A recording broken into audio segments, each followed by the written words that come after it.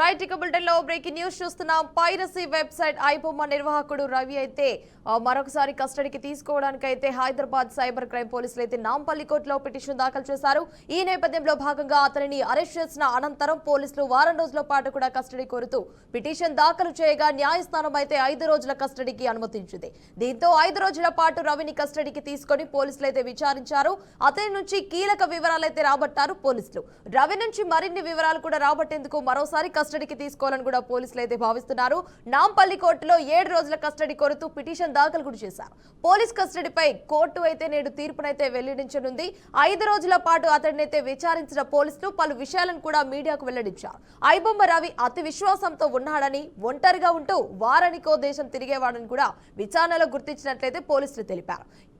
Easy మనీకి అలవాటు పడ్డాడని, $1,00,000 వెచ్చించి కరేబియన్ దీవుల పౌరసత్వం కొనుగోలు చేశాడని కూడా వెల్లడించారు పోలీసులు.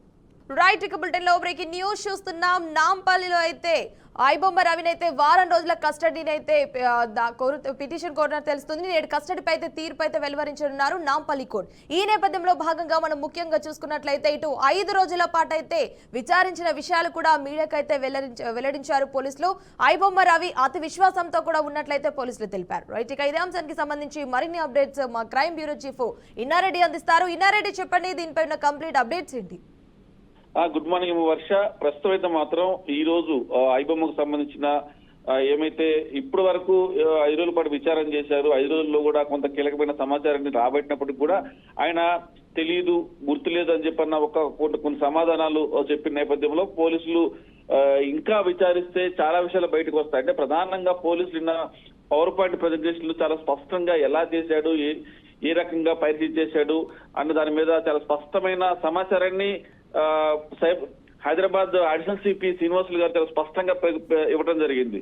సో ఇదే కాకుండా అంటే ఐబొమ్మ రవినే దీంట్లో కీలకంగా ఉన్నాడు, ఒక్కడే ఉన్నాడు అని చెప్పండి కాకుండా దీంట్లో అంటే అతనికి వెబ్సైట్ గురించి, వెబ్ డెవలప్మెంట్ గురించి ఐడియా ఉంది, కానీ సర్వర్లు మెయింటైన్ చేయడం, విదేశాల్లో సర్వర్లు కొనడం, తర్వాత ఈ టెక్నాలజీ ఏమైతే ఉందో ఈయన ఐబొమ్మ లాంటి కొన్ని వెబ్సైట్ల దగ్గర నుంచి వీడియోస్ తీసుకుని ఆ వీడియోస్ ను హై ఎండ్ గా క్రియేట్ చేసి అప్లోడ్ చేస్తున్న నేపథ్యంలో ఇతనికి టెక్నాలజీ ఇవ్వడంలో కానీ, ఫైనాన్షియల్ సపోర్ట్ ఇవ్వడంలో కానీ బ్యాక్గ్రౌండ్ ఇంకా పెదతలకాయలు అంటే ఇంకా ఉన్నారు కొంతమంది అని చెప్పి అనుమానిస్తున్న నేపథ్యంలో ఖచ్చితంగా మరోసారి విచారణ చేస్తే ఇంకా కీలకమైన విషయాలు రాబట్టొచ్చని చెప్పిన నేపథ్యంలో నాంపల్లి కోర్టులో 7 రోజులు కస్టడీ కావాలని కోరారు. దానికి సంబంధించిన జడ్జిమెంట్ ఈ రోజు రానుంది.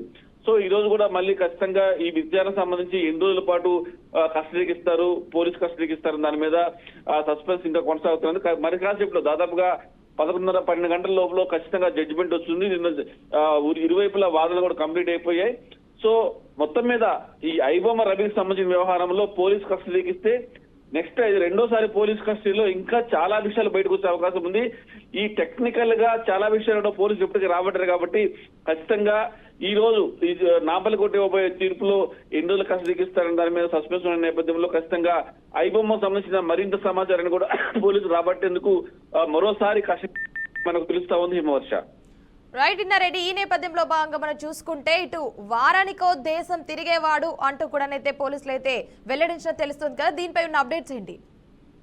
విమర్శ ప్రధానంగా ఆయన సంపాదించిన డబ్బులు కోటలో ఉండటం, ఇవన్నీ కూడా డిజిటల్ పేమెంట్స్ అన్ని కూడా ఏవైతే ఈ గేమింగ్ యాప్ దగ్గర నుంచి చాలా కోట్లాది రూపాయల డబ్బులు అనేవి వచ్చాయి. దాదాపు 20 కోట్లకు పైబడి సంపాదించినట్టు కూడా చెప్తున్న పరిస్థితి. మామూలుగా ఓవరాల్ చూస్తే 300 కోట్లకు పైబడి ఈయన అక్రమ సంపాదన. అంటే ఈ అక్రమ సంపాదన అని ఎలా అంటున్నామంటే ఈ గేమింగ్ యాప్లు అనేవి అంటే మనం సినిమా చూస్తున్నాం అనుకుంటున్నాం, కానీ సినిమా వెనక ఈ డైవర్ట్ అవడానికి గేమింగ్ యాప్లకు డైవర్ట్ అవడానికి లింకులు ఏర్పాటు చేశారు. అది గుర్తించకుండా సపరేట్ గా కోడ్ కూడా రాశారని చెప్తాను కూడా పోలీసులు గుర్తించారు. సో ఇలా వచ్చిన డబ్బుల్ని ఖర్చు పెట్టాలి అంటే చాలా లావిష్ ఖర్చు పెట్టేవాడు. దీంట్లో ఆయన వారానికి ఒక దేశం తిరిగేవాడని కూడా చాలా స్పష్టమైన సమాచారం కాదు. ఐబొమ్మ రవినే చెప్పాడు, నేను సింగిల్ సార్, నాకు ఎవరు సపోర్ట్ లేరు, నేను ఖచ్చితంగా నాకు ప్రతి వారం ఇలా దేశాలు తిరిగేవాడని చెప్పేసి ఆయన చెప్పాడు. అంటే వచ్చిన డబ్బుల్ని లావిష్ ఖర్చు పెట్టి ఇష్టం వచ్చినట్టుగా ప్రతి వారం కూడా ఒక్కో దేశానికి వెళ్ళేవాడని చెప్పని కూడా పోలీసు విచారణలో తేలింది విమర్శ.